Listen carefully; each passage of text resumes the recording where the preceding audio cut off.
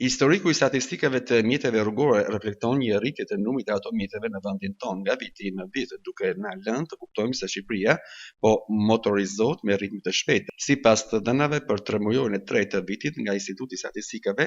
rezulton se në territorin e Shqipërisë ka rreth 1.025.000 mjete rrugore në qarkullim. Nëse krahasojmë me të njëjtën periudhë të vitit 2024, rezulton se numri total I mjeteve ka pësuar një rritje me 9.2%, ndërkohë që regjistrimet e reja kanë shënuar gjithashtu rritje edhe pse më e moderuar me 1.6%. Nëse flasim për numrin e mjeteve për banor, rezulton se në vend ky raport është rreth 434 mjete për 1.000 banor, duke pësuar një rritje të konsiderueshme nga vitet e kaluar. Ndër mjetet që qarkullojnë në vend, rezulton se autoveturat përbëjnë 80.8% të mjeteve, gjithsej të ndjekura nga motorët me 6% dhe automjetet për transport të përzierë me 5.9%, ndërkohë kuksi paraqitet si qarku që ka numrin më të ulët të mjeteve në shkallë vendi, përkatësisht me 2.4%. Sa I përket markave më të përhapura tek mjetet regjistruar, Rishtazi,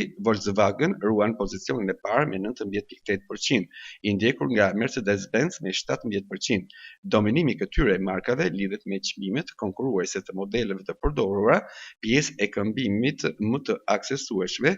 dhe traditën e gjatë të preferencave të konsumatorëve shqiptar, duke bërë kështu që kjo markë të jetë më e preferuar për këtë tremujor.